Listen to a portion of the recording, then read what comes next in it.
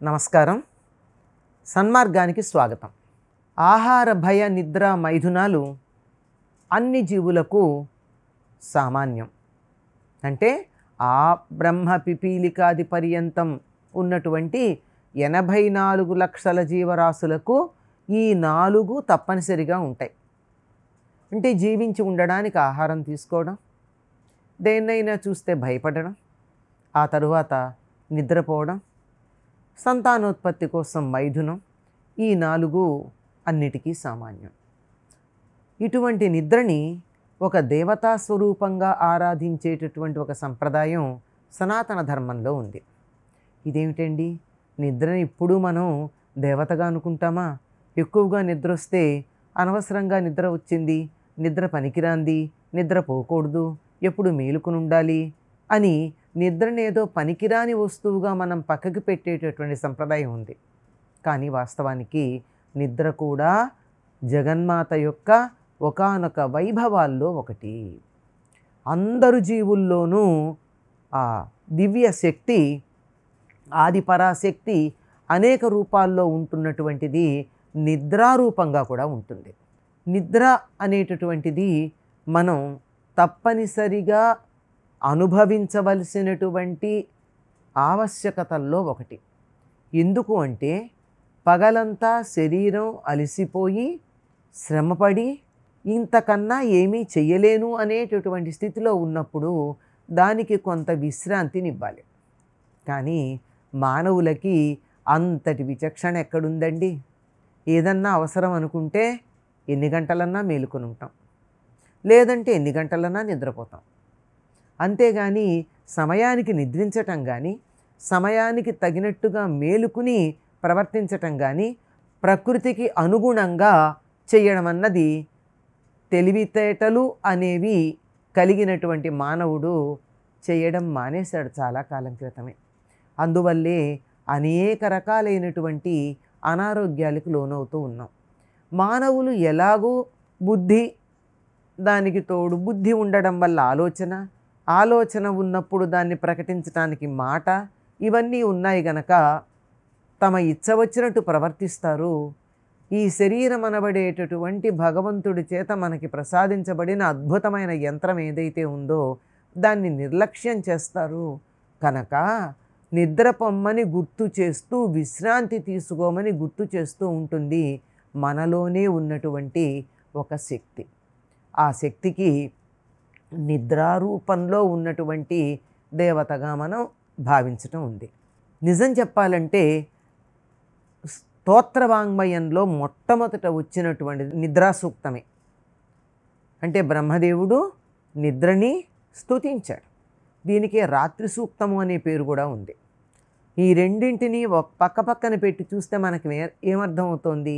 నిద్ర అంటే రాత్రి, రాత్రిపూట నిద్రపోవాలి, రాత్రి మాత్రమే నిద్రించాలి అనేటటువంటి దాన్ని గుర్తు చేస్తూ ఉంటుంది.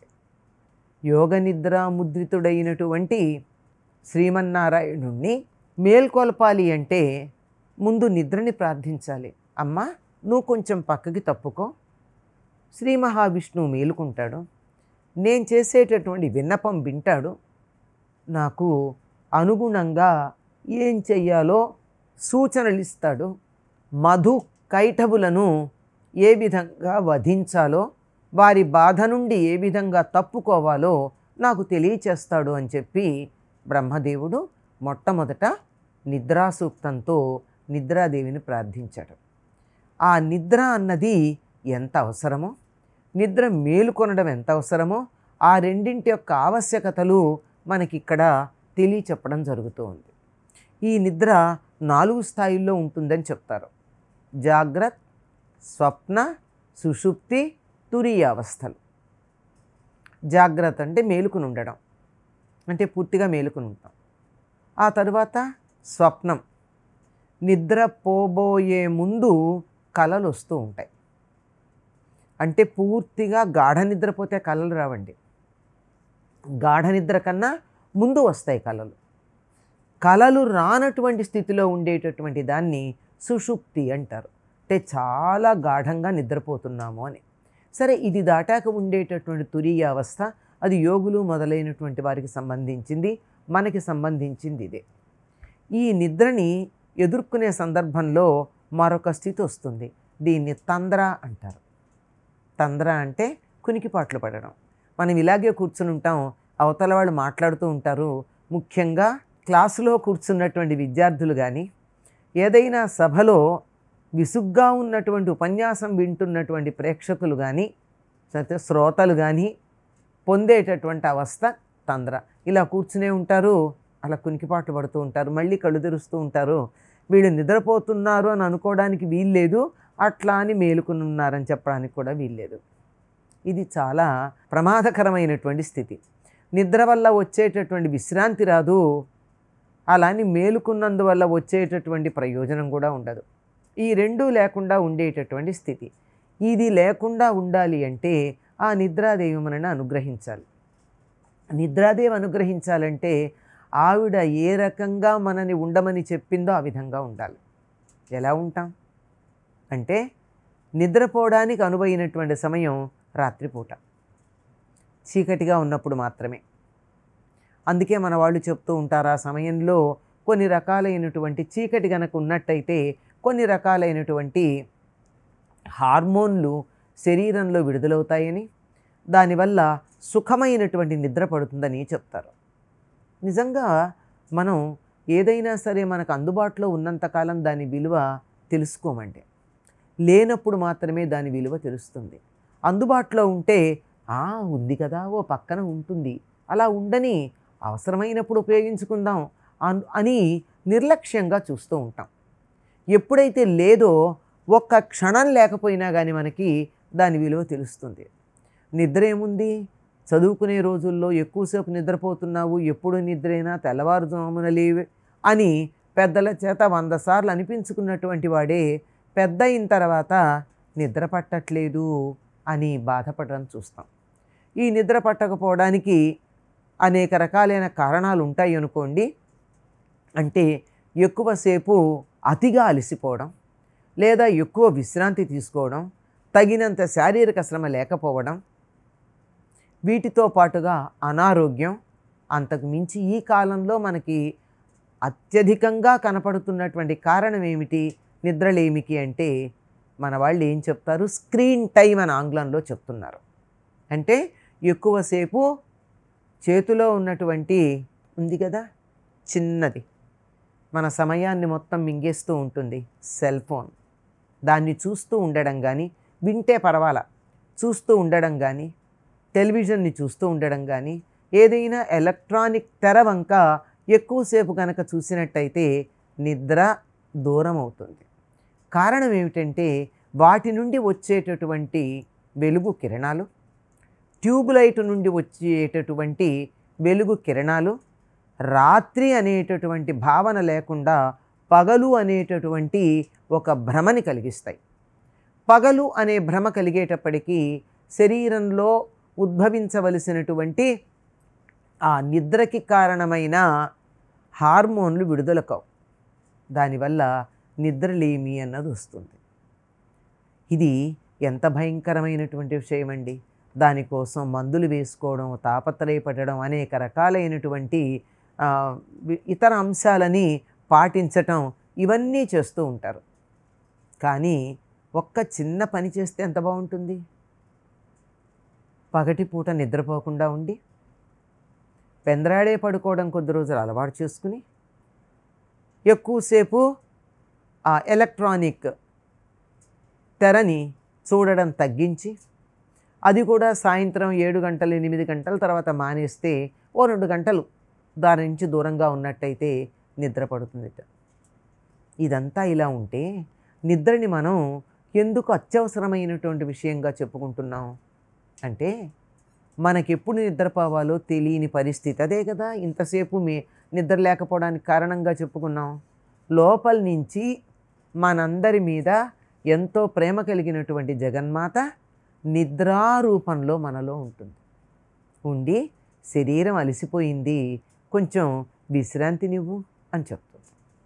మనం అనేక యంత్రాలని కూడా ఎక్కువ అలసిపోయినట్టయితే, ఎక్కువ ఉపయోగించినట్టయితే, వేడెక్కిందండి కొంచెం సేపు దానికి విశ్రాంతినిద్దాం, కాసేపు ఉన్నాక మళ్ళీ మొదలు పెట్టుకుందామని చెప్తున్నాం కదా. బయట ఉండేటటువంటి ఇన్ని యంత్రాలకే అటువంటి విశ్రాంతి కావాలని అనుకుంటూ ఉన్నప్పుడు ఈ పెద్ద యంత్రం ఉందే, నిరంతరం వాడుతున్నాను, దీన్ని వాడని క్షణం లేదు. అటువంటి యంత్రానికి విశ్రాంతిని గనక ఇచ్చినట్టయితే చాలా చక్కగా మర్నాడు తాజాగా మన పనులు మనం చేసుకోవడానికి తగినట్టుగా మనని తయారు చేస్తుంది. నిద్రపోయినప్పుడు ఏం జరుగుతుంది అంటే భౌతికంగా అవయవాలన్నీ కూడా విశ్రాంతి స్థితిలో ఉంటాయి. సాధారణంగా ఎక్కువ మందికి ఇంద్రియాలు కూడా విశ్రమిస్తాయి. కొద్దిమందికి మాత్రమే విపరీతమైనటువంటి ఆవేదన, ఆందోళన, తపన ఇత్యాది లక్షణాలు ఉన్నప్పుడు మాత్రమే నిద్రపోతూ ఉన్న కలత నిద్ర, నిద్దట్లో కలవరించటం, లేదా కలలు రావడం, హఠాత్తుగా లేచి కూర్చోవడం ఇలాంటివి జరుగుతాయి. ఇలా లేకుండా గనక ఉన్నట్టయితే హాయిగా నిద్రపడుతుంది. ఆ నిద్ర పట్టి మేలుకోగానే మళ్ళీ 6 గంటలు లేక 7 గంటలు నిద్రపోతే మిగిలినటువంటి సమయం అంతా కూడా 15-16 గంటలు యథేచ్ఛగా చక్కగా వీలైనంత శ్రమపడి మనకు కావలసిన పనులు మనం చేసుకోవడానికి కావలసినటువంటి శక్తిని పుంజుకోవటం జరుగుతుంది. అనేకమైనటువంటి అవయవాలు మన శరీరంలో ఉన్నటువంటివి మనం నిద్రపోతున్నప్పుడు మాత్రమే శుభ్రపడతాయి. ముఖ్యంగా లివర్ కానీ, కిడ్నీలు కానీ, ఇలాంటివన్నీ కూడా, ఆఖరికి గుండె, ఇలాంటివన్నీ కూడా వాటి పనులు అవి చేస్తూ ఉంటాయి మానవ్. కానీ అవి క్రమబద్ధంగా చేస్తూ వాటికి శుభ్రపరుచుకునేటటువంటి పని జరుగుతుంది. అందువల్లే నిద్ర సరిగ్గా లేకపోతే మర్నాడు అలసిపోయినట్టుండడం, కళ్ళ కింద చారలు రావడం, కళ్ళ కింద ఉబ్బటం, ఇంకా అనేక రకాలైనటువంటి అనారోగ్యాలు ఇవని చెప్పడానికి ఏముందండి.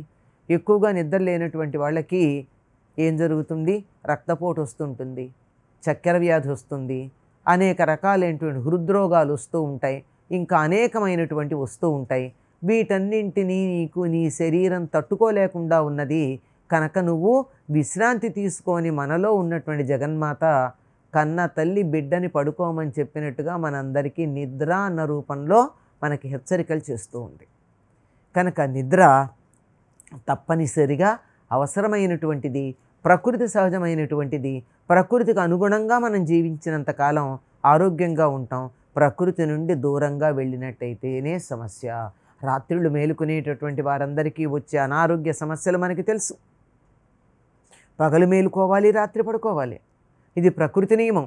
దీనికి భిన్నంగా ఉన్నవాళ్ళు పొందేటటువంటి సమస్యలు అందరికీ తెలుసు కనుక నిద్రని కూడా ఒక దేవతగా ఆరాధిస్తూ ఆ నిద్రకి ఇవ్వవలసిన గౌరవం ఇచ్చి, నిద్రకి ఇవ్వవలసిన మర్యాదనిచ్చి భక్తిపూర్వకంగా మనం హాయిగా నిద్రపోదాం, ఆరోగ్యాన్ని పెంపొందించుకుందాం.